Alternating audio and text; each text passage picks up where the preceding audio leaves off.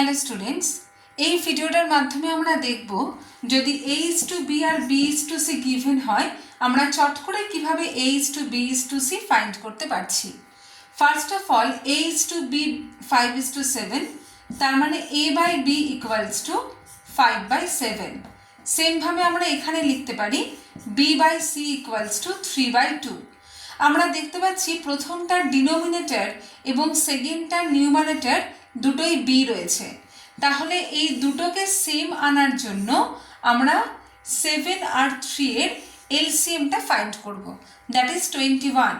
তাহলে আমরা কত দিয়ে মাল্টিপ্লাই করলে 21 পাই? 7 × 3, আর এটা হয়ে যাচ্ছে 3 × 7।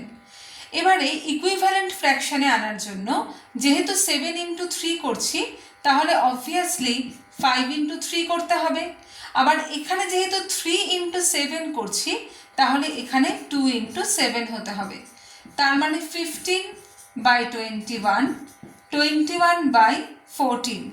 আমরা এই দুটোকে কম্বাইন করে পাচ্ছি a:b:c = 15, দুটো ক্ষেত্রেই 21 রয়েছে, /14।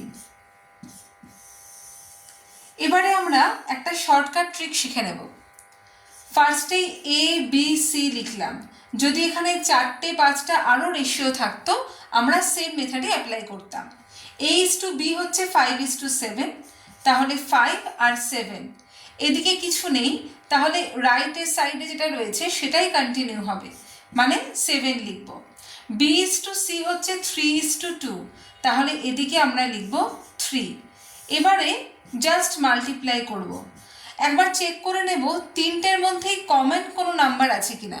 এখানে নেই, তাহলে জাস্ট মাল্টিপ্লাই করছি 15, 21, 14। তাহলে ফাইনাল আনসার হলো 15:21:14। দেখো এর সাথে উত্তর মিলে গেছে।